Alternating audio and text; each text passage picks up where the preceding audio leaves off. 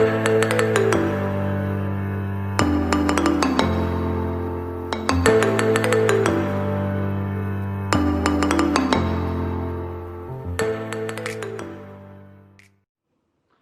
Everyone, this is RG. Welcome back to our YouTube channel. So basically chapter number चल रहा है 3 periodic classification and हम पहुंच चुके हैं पीरियोडिक ट्रेंड्स पे। फाइन।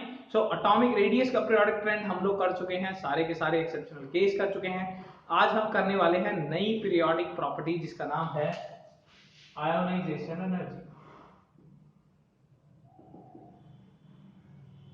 फाइन। इसे आयोनाइजेशन एंथैल्पी भी कहते हैं। Fine, one and the same thing है ionization energy and ionization enthalpy, shortly written as IE. Fine.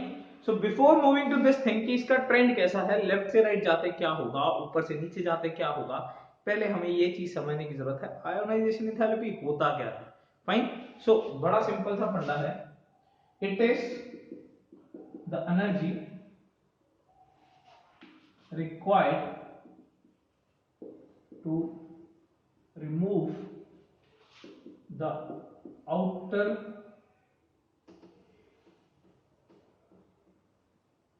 outermost shell electron. Fine. From isolated gaseous atom. ये बहुत इंपॉर्टेंट शब्द है, इसका ध्यान रखेंगे। देखो, आइसोलेटेड गैसियस एटम का मतलब क्या है, अकेले एटम में से। आइसोलेट मतलब अकेला, ठीक है ना। और जब भी कोई चीज अकेली हो जाएगी तो वो गैसियस की तरह एक्ट करेगी। बिकॉज व्हाट इज गैसियस, क्या होता है गैसियस। देखो, सॉलिड होता है जो क्लोजली पैक्ड हो, लिक्विड जो रिलेटिवली लूजली पैक्ड हो, और गैसियस यानी कि जिसका एक पार्टिकल दूसरे पार्टिकल से कौसो दूर हो, बहुत ज्यादा दूर हो। तो अगर हमने पार्टिकल्स को आइसोलेट ही कर दिया, एक एक ही कर दिया, तो वो क्या है, गैसियस स्टेट में आ जाएंगे। समझो ना।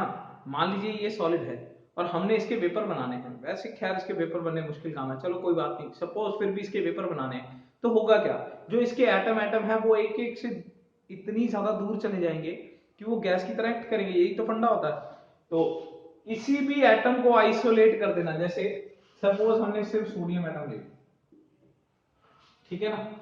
इस सोडियम एटम के आउटर मोस्ट शेल में से इलेक्ट्रॉन निकालना है। We all know that sodium का नंबर होता है 11, इसका कॉन्फ़िगरेशन होता है 281।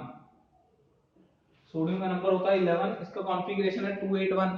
तो बिल्कुल आउटर मोस्ट शेल के इलेक्ट्रॉन को, यानी कि इसको निकालने में जितनी एनर्जी लगेगी उसे हम क्या बोलते हैं, आयोनाइजेशन एंथैल्पी। बड़ा सिंपल सा फंडा है। अगर हम यहां पे आई लगा देंगे, देन ये क्या बन जाएगा, sodium plus and electron. Fine. अगर सोडियम में से, देखो नंबर तो 11 ही रहेगा। अरे नंबर तो एटॉमिक नंबर होता है यार, ठीक है ना। नंबर तो 11 ही रहेगा, पर इलेक्ट्रॉन्स 2,8 रह जाएंगे। तो बिल्कुल बाहर वाले शेल का इलेक्ट्रॉन निकालने में जितनी एनर्जी लग गई, ये एंडोथर्मिक हुआ या एक्सोथर्मिक, डेफिनेटली एंडोथर्मिक। क्यों, क्योंकि हमारी एनर्जी लग गई है, हम एनर्जी दे रहे हैं, हम एनर्जी दे रहे हैं सोडियम को, सच दैट उसका बाहर वाला इलेक्ट्रॉन पूरा ही बाहर हो जाए, कोई दिक्कत। तो बिल्कुल आउटरमोस्ट शेल के इलेक्ट्रॉन को निकालने में जितनी एनर्जी चाहिए उसे क्या बोलते हैं, आयोनाइजेशन एनर्जी। देखो मैं आपको इसके पीछे का टेक्निकल कंसेप्ट समझाता हूं, पहले ये समझ गए। It is energy required to remove the outermost shell electron. बिल्कुल बाहर के शेल के इलेक्ट्रॉन को निकालना है फ्रॉम आइसोलेटेड गैसियस एटम, ये अकेला होना चाहिए। क्लियर। मैं आपको इसके पीछे की टेक्निकलिटी समझाता हूं। लेट्स हैव सम टेक्निकलिटी, ठीक है ना। ये मैंने सोडियम का न्यूक्लियस बनाया, first shell, second shell, third. Fine. तो ये थर्ड शेल के अंदर एक इलेक्ट्रॉन, ठीक है ना। सेकंड के अंदर 2 इलेक्ट्रॉन होंगे, इसके अंदर 8 होंगे, इसके अंदर 1 है, कोई दिक्कत। फाइन। हमने एक बात पढ़ी है क्लास 11 चैप्टर नंबर 2, यानी कि आप ही के पिछले चैप्टर में हमने एक बात पढ़ी है कि अगर आप इस इलेक्ट्रॉन को एनर्जी दोगे तो ये फोर्थ शेल में चला जाएगा। अगर ये कहीं ना कहीं से एनर्जी लेता है तो ये जंप करके फोर्थ शेल में चला जाएगा। फाइन। हमने देखा है अगर कोई इलेक्ट्रॉन ऊपर से नीचे आता है तो एनर्जी छोड़ता है, या नीचे होता है तो एनर्जी लेता तो ऊपर चला जाता है। अगर इसने एनर्जी ली फोर्थ पे चला गया, और एनर्जी ली फिफ्थ पे चला गया, और sixth, seventh, eighth, ninth, tenth, 11th, infinity, कितनी दूर चला गया। अरे मान लीजिए कि अर्नब बिल्कुल आखिरी बेंच पे बैठा था, थर्ड बेंच आखिरी बेंच है मेरे पास, पहले बेंच पे 2 लोग बैठे हैं, दूसरे पे 8 लोग बैठे हैं, तीसरे पे एक बंदा बैठा है, दैट इज अर्नब, ठीक है ना। तो अर्नब कुछ एनर्जी लेता है, फोर्थ बेंच पे चला जाता है, कुछ एनर्जी लेता है, फिफ्थ पे चला जाता है, और इतनी दूर चला जाता है, मेरी जिंदगी से इतनी दूर चला जाता है। तो इतनी दूर जाने के लिए, जब वो इन्फिनिटी शेल पे पहुंच गया, इतनी दूर जाने के लिए जितनी एनर्जी लग गई, that energy is known as ionization energy. Fine, infinity shell पे जाने के लिए, यानी कि इसको लिखने का एक और तरीका भी है, energy required to move the electron from the outer most shell to the n is equal to infinity.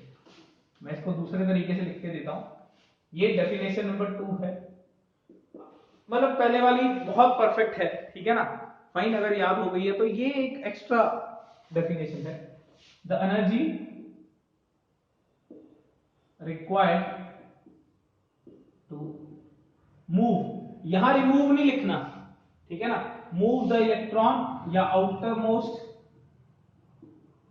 Shell electron to n is equal to infinity, वो एनर्जी जो हमें चाहिए सो दैट आउटर मोस्ट, ये outer most shell के electron को उठा के n is equal to infinity पे लेके जाना है। तो कई बंदों के दिमाग में आता है सर पहले आपने रिमूव लिखा था, मूव लिखा, देखो बड़ी सिंपल सी बात है, अगर कोई आपसे इन्फिनिटी दूर चला गया है तो यार वो काफी दूर चला गया है, तो आप यही कह सकते हो वो आपकी जिंदगी से ही चला गया है, वो रिमूव हो गया है, हुआ तो वो मूव है, थर्ड से निकल के इंफिनिटी पे गया है, याद रखिए होता मूव ही है, टेक्निकल लैंग्वेज में होता मूव ही है, थर्ड से निकल के कहां जाता है, इन्फिनिटी पे।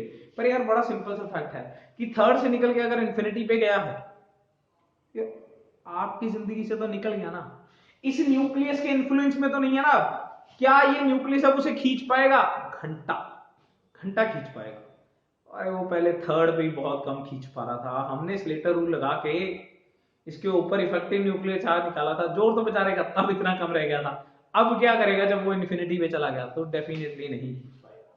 क्लियर, कोई दिक्कत, तो this is also the another definition of ionization energy, कोई दिक्कत।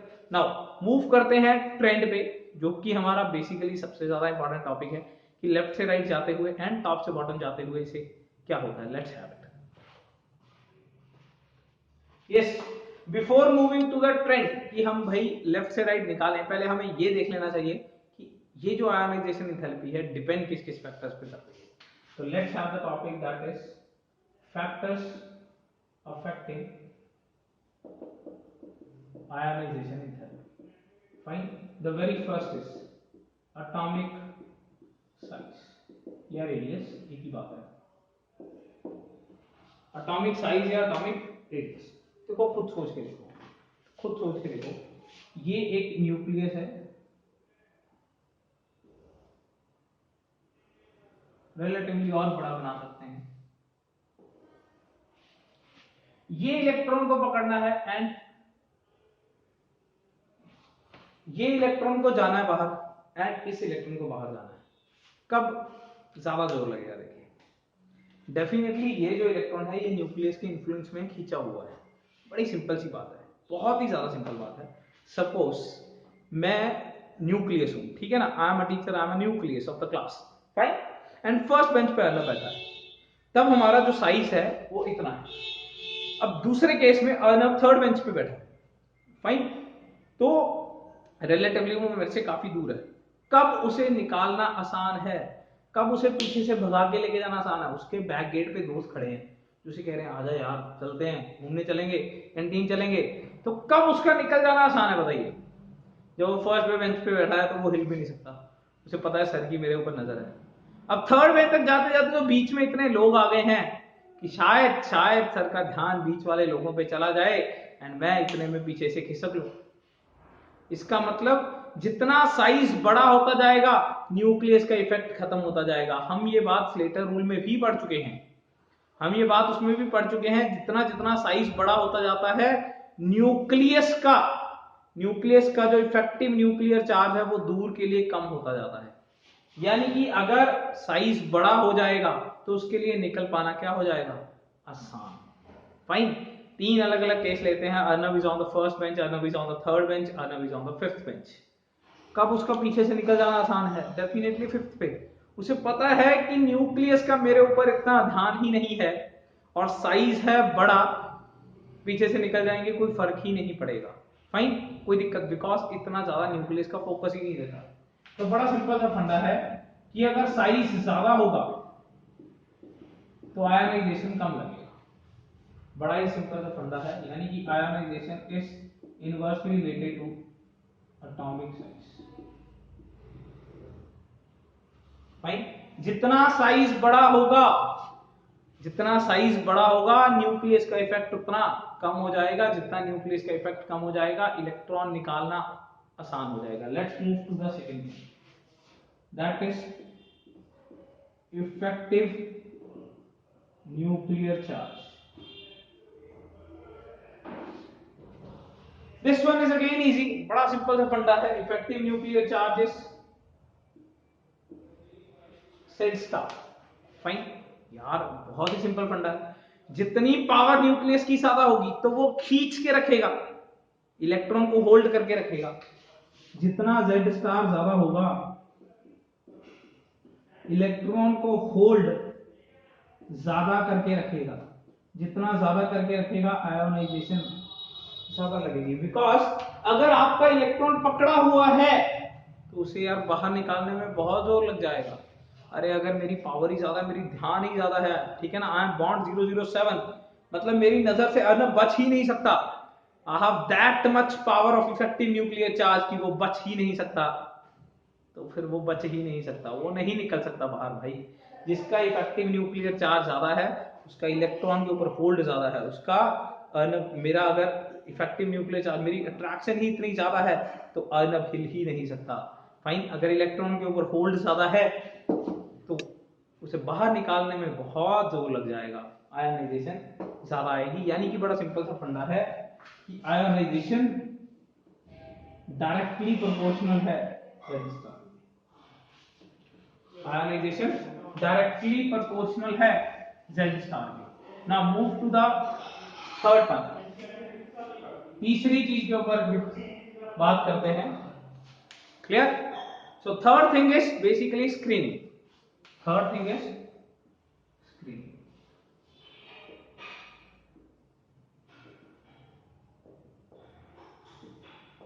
सो स्क्रीनिंग का फंडा बड़ा सिंपल है, ठीक है ना। जितनी ज्यादा रिपल्शन होंगी, जितना ज्यादा स्क्रीनिंग आएगा उतना यार Z स्टार कम आ जाता है, वैसे हमें पता ही है, ठीक है ना। चाहे हम इस तरीके से समझ सकते हैं, जितना स्क्रीनिंग ज्यादा आएगा उतना Z स्टार क्या आएगा, कम। एंड जितना Z स्टार कम आएगा आयनाइजेशन क्या आएगा, कम। यार आप खुद ही सोच के देखो ना, जितना स्क्रीनिंग ज्यादा होगा इलेक्ट्रॉन्स के बीच में रिपल्शन ज्यादा होगी, रिपल्शन ज्यादा होगी तो साइज ज्यादा आएगा, साइज ज्यादा आएगा तो इलेक्ट्रॉन तो आसानी से निकल जाएगा। इलेक्ट्रॉन आसानी से निकल गया, क्या आपका जोर ज्यादा लगा, नहीं लगा, तो आपकी आयनाइजेशन क्या है, कम। फाइन। जितना सिग्मा ज्यादा है उतनी रिपल्शन ज्यादा है, जितनी रिपल्शन ज्यादा है उतना साइज बड़ा हो गया, साइज बड़ा हो गया तो होल्ड घट गया, साइज बड़ा हो गया तो इलेक्ट्रॉन के ऊपर होल्ड कम हो गया ना, होल्ड कम हो गया तो आयनाइजेशन कम हो गई भैया। बिकॉज होल्ड कम हो गया ना तो इलेक्ट्रॉन तो आसानी से निकल जाएगा, आसानी से निकल जाएगा, यानी कि आपका जोर लगा कम, जोर लगा कम, मतलब आयनाइजेशन एनर्जी है कम, कोई दिक्कत ना। Move to the fourth thing. Fourth thing है penetration effect.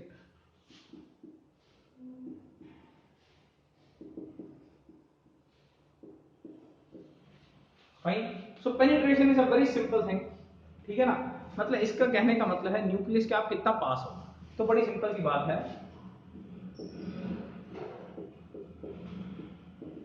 Ionization follows this order. अगर आपका इलेक्ट्रॉन s में है तो आप क्वाइट सेफ हो, मतलब रिलेटिवली आपको निकालने में ज्यादा जोर लगेगा, बिकॉज s न्यूक्लियस के ज्यादा पास होता है as comparative to p, as comparative to d, as comparative to f।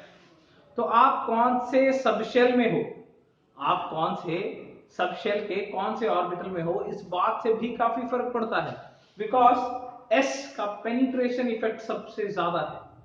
S का पेनिट्रेशन इफेक्ट कह सकता हूं, this is penetration effect and I. S का पेनिट्रेशन इफेक्ट सबसे ज्यादा, यानी कि ये न्यूक्लियस के सबसे ज्यादा पास है, सबसे ज्यादा पास है, तो डेफिनेटली आयोनाइजेशन सबसे ज्यादा लगेगी, यानी कि यहाँ पे एस में से इलेक्ट्रॉन निकालना is quite tough task and relatively F में से निकालना बहुत आसान काम है। क्लियर? एंड मूव करते हैं fifth, electronic configuration.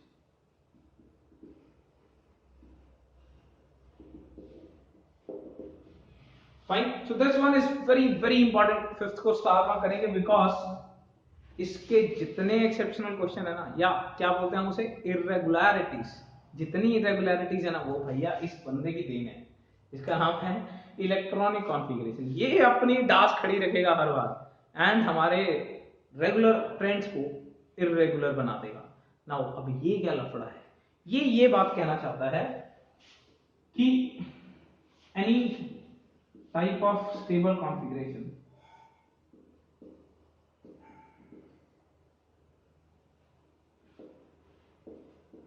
has more ionization help. एक शब्द में अगर मैं समझाऊं, देखो इसको हम करेंगे बहुत ज्यादा एक्सप्लेन्ड तरीके से करेंगे, इसके केसेस बहुत अच्छे तरीके से पढ़ने वाले हैं, पर आप फिलहाल के लिए सिर्फ इतना याद करिए, अगर कोई स्टेबल कॉन्फ़िगरेशन आया तो उसका इलेक्ट्रॉन तो तुम नहीं निकाल पाओगे, या कह सकते हैं बहुत ज्यादा मुश्किल है। That is a very tough task to remove the electron from the stable बंदा।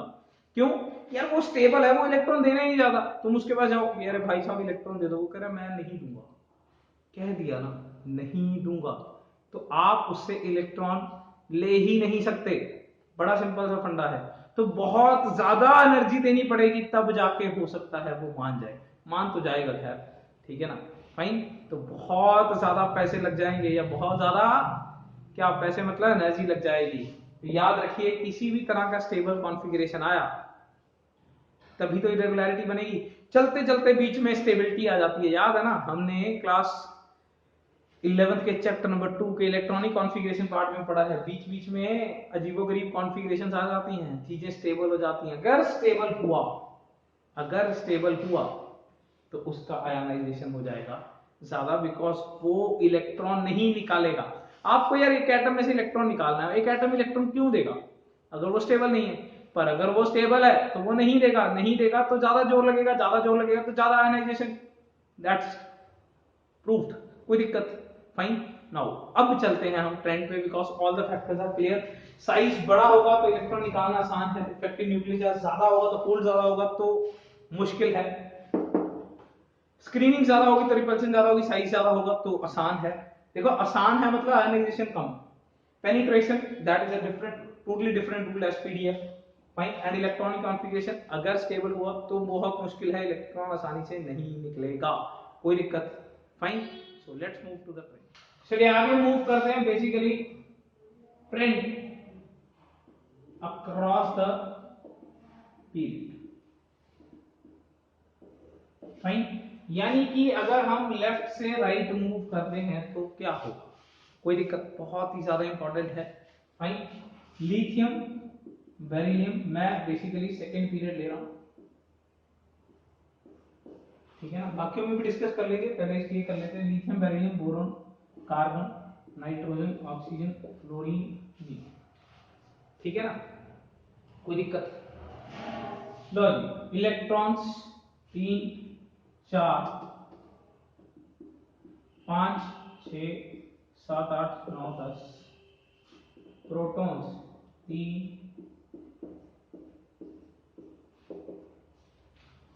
कोई दिक्कत।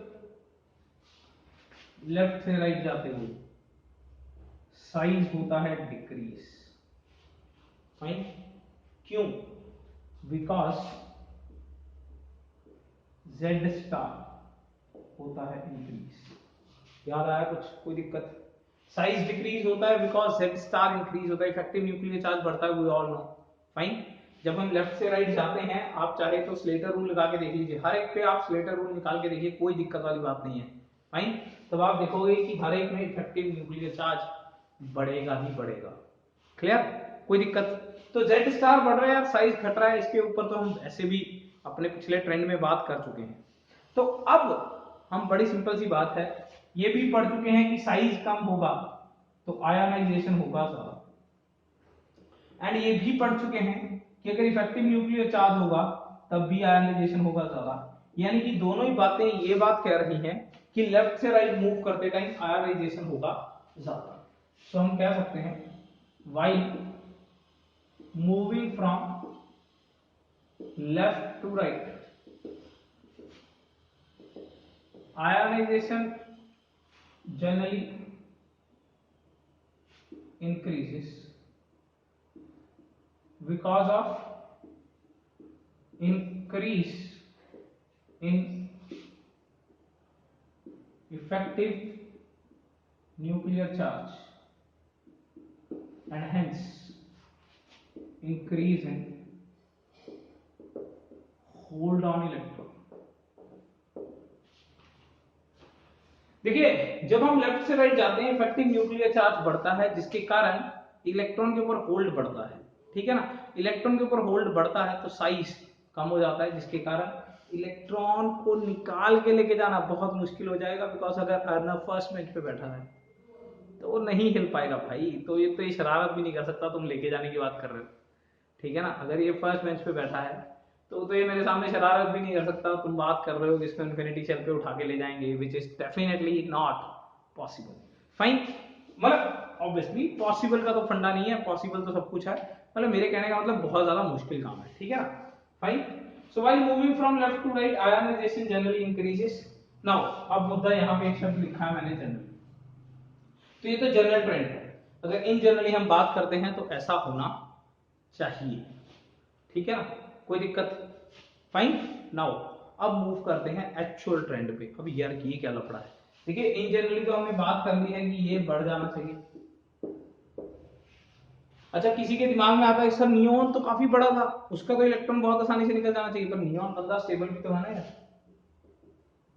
स्टेबल है तो इसमें से तो पक्का ही नहीं निकलेगा, इसकी तो आयनाइजेशन पक्का ज्यादा आनी चाहिए, ठीक है ना। किसी के दिमाग में अगर साइज का फंडा है कि सर साइज तो यार नियॉन का बहुत बड़ा था, हमने वंडरबॉल रेडियस देखा था, सर इसमें से आसानी से निकाल देंगे, अरे भाई नहीं निकाल सकते, बिकॉज ये बंदा स्टेबल है, स्टेबल में से तो वैसे ही नहीं निकल सकता। एंड इधर जाके जो साइज हो रहा था कम, जैसे जैसे साइज देखिए, can you feel this, size हो रहा है कम तो आप इलेक्ट्रॉन नहीं निकाल पाओगे भाई, ठीक है ना।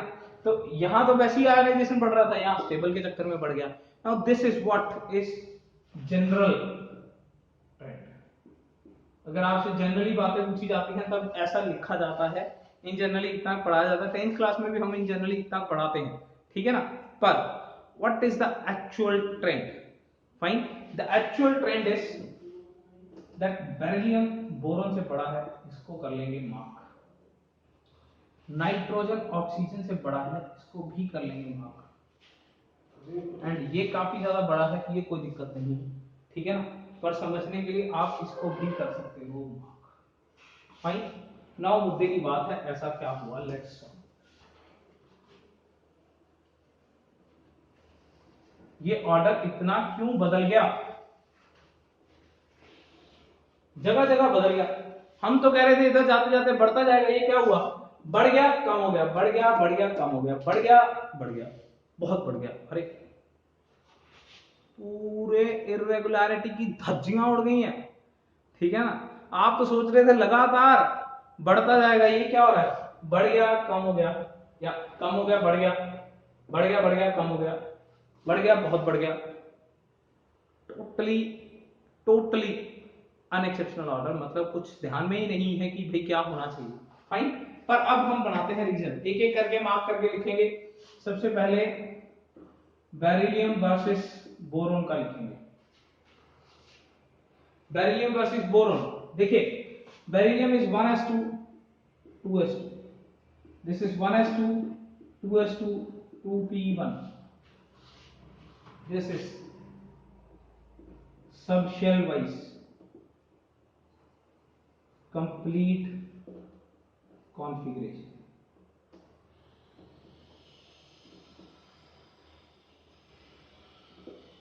Hence stable. जबकि यहां पे सिर्फ बाहर कितने इलेक्ट्रॉन है, एक। देखो एक ही होगा तो बहुत आसानी से निकल जाएगा, क्यों, क्योंकि यार इसको भी ये है कि 2 या 1 खत्म करो। कई बार होता है ना आपके पास कोई चीजें इतनी कम रह जाती हैं, इतनी कम रह जाती है कि एक ही रह गई, अरे यार छोड़ो यार इसको भी खत्म करो, ठीक है ना। सपोज आप एक दुकानदार हो, आपकी सारी टॉफियों का पैकेट बिक गए, आपके पास सिर्फ एक टॉफी बची, अगर निकालो यार इसको भी निकालो, ठीक है ना। ऐसे ही दे दो, कम ज्यादा में दे दो, खत्म करो इसको, फाइन। तो वही हुआ इसके साथ यार, इसके बाहर वाले आउटर मोस्ट सब शेल में सिर्फ एक ही इलेक्ट्रॉन था, बोलने का निकालो यार इसको, ठीक है ना, और कम ही एनर्जी में निकाल दिया। यानी कि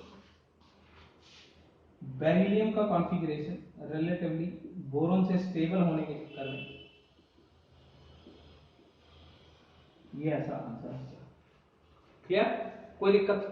अब बात करते हैं नाइट्रोजन और oxygen, nitrogen versus oxygen. Fine, बड़ा ही सिंपल सा फंडा है। नाइट्रोजन का कॉन्फ़िगरेशन लिखते हैं 1s2 2s2 2p3 and this is 1s2 2s2 2p4। मैं आपको ये बना के दिखाता हूं।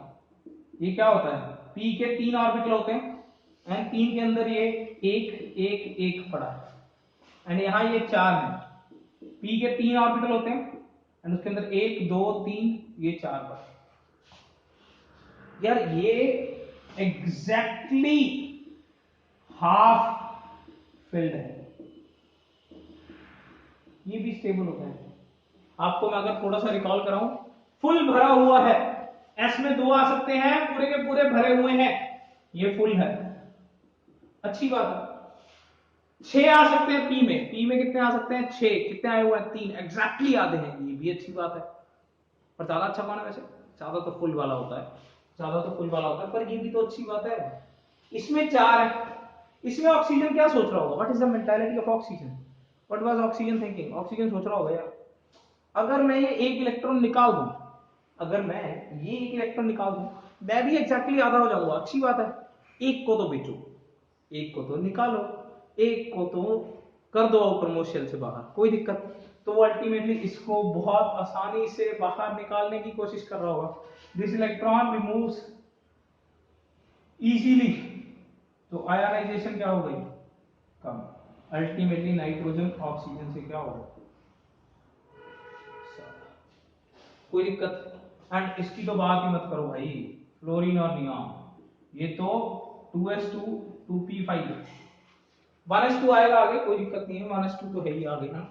And this is 2s2 2p6, ये तो यार पूरा फुल है, very very stable, and very very stable है, तभी तो बहुत ज्यादा एरो मार दिया भाई। इज दैट थिंग क्लियर, ये तो बहुत जबरदस्त किस्म से स्टेबल है। क्लियर, तो ये बन गया इरेगुलरिटी का ऑर्डर, ठीक है ना। अब यही इरेगुलरिटी का ऑर्डर अगर सपोज हमें थर्ड पीरियड में निकालना हो, सपोज यही बात हमें थर्ड पीरियड में करनी हो, sodium magnesium aluminium silicon phosphorus sulphur chlorine argon, तो यार यहां भी सेम ही है। देखो ये वैसे ऐसा आना चाहिए था, आना चाहिए था ना, पर यहां भी मैग्नीशियम एल्यूमिनियम से क्या आ जाएगा, यही फंडा। मैग्नीशियम में 3s2 होगा, उसका सबशेल पूरा भरा हुआ होगा, वही काम यहां पे होगा। फास्फोरस एग्जैक्टली हाफ फिल होगा, वो सल्फर से ज्यादा आ जाएगा, एंड ये तो इससे ज्यादा है ही, कोई दिक्कत। ये तो हर जगह वैलिड है भैया, and this is very very important irregularity, and इसके ऊपर जेई में कौसों बार क्वेश्चन पूछे गए हैं, कितने बार क्वेश्चन पूछा गया है इस इरेगुलरिटी के ऊपर, तो इसको करेंगे 2 बार स्टार मार्क, फाइन। एंड इसको पूरा पक्का दिमाग में बिठा लेंगे, एंड हम मूव करते हैं डाउन द ग्रुप, यानी कि ऊपर से नीचे जब आते हैं तब आयनाइजेशन को क्या फर्क पड़ता है, ये देख लीजिए। कॉन्फ़िगरेशन का फंडा है सारे का सारा, clear. Let's move to the next thing. So the next trend is down the group, बहुत ही ज्यादा आसान है। Lithium sodium potassium rubidium caesium francium, नीचे जाते हैं शेल क्या हो रहे हैं, शेल क्या हो रहे हैं, इंक्रीज, जिससे हमें पता चलता है कि रेडियस या साइज क्या हो रहा है, इंक्रीज। एंड अगर साइज इंक्रीज हो रहा है तो आपका बिल्कुल बाहर वाला इलेक्ट्रॉन न्यूक्लियस से क्या हो रहा है, दूर, hold on the outer most electron decrease. देखो यहाँ पे एक शब्द लिखा करो आउटर मोस्ट, फाइन, क्योंकि ऐसा जैसे जैसे साइज बढ़ेगा वैसे वैसे प्रोटॉन्स भी बढ़ेंगे। तो आप ये नहीं कह सकते कि इलेक्ट्रॉन के ऊपर होल्ड कम है, आउटर मोस्ट इलेक्ट्रॉन के ऊपर होल्ड कम है। आप ये नहीं कह सकते कि इलेक्ट्रॉन के ऊपर होल्ड कम है, आउटर मोस्ट इलेक्ट्रॉन के ऊपर होल्ड कम है। अगर आउटर मोस्ट इलेक्ट्रॉन के ऊपर होल्ड कम है तो आयोनाइजेशन क्या आएगी, कम आएगी। कोई दिक्कत, बहुत ही सिंपल फंडा है, बहुत ही ज्यादा सिंपल फंडा है। यानी कि this is the final order. अगर मैं इसको बनाऊं, lithium is greater than sodium is greater than potassium, rubidium, caesium, francium, because नीचे जाते हुए शेल बढ़ता है, अन्न में से जितनी जितनी दूर बैठेगा उतना निकलना उसका क्या है, आसान, बिकॉज जितनी जितनी दूर बैठेगा साइज हो जाएगा कम, मेरा उसके ऊपर होल्ड हो जाएगा कम, एंड अगर मेरा होल्ड कम होगा तो वो निकल जाएगा, पीछे से खिसक लेगा। Is that clear? कोई दिक्कत? तो जैसे जैसे नीचे जाते हैं शेल बढ़ता है, शेल बढ़ता है तो साइज बढ़ता है, साइज बढ़ता है तो बिल्कुल बाहर के इलेक्ट्रॉन के ऊपर होल्ड कम हो जाता है, तो आयनाइजेशन हो जाती है कम। कोई दिक्कत? कोई भी दिक्कत? एंड इसमें कुछ कुछ इरेगुलरिटीज, एंड इसमें कोई इरेगुलरिटी नहीं है। This is very cool order. Down the group radius में भी बहुत आसान था, इसमें भी बहुत आसान है, दिस इज वेरी कूल, ठीक है ना। पर फिर भी आयनाइजेशन में कुछ कुछ इरेगुलरिटीज एंड एक सक्सेसिव आयनाइजेशन एंथैल्पी का टॉपिक होता है जिसको हम करेंगे कल। Till then best of luck, लगे रहिए, मैं आपके साथ हूं।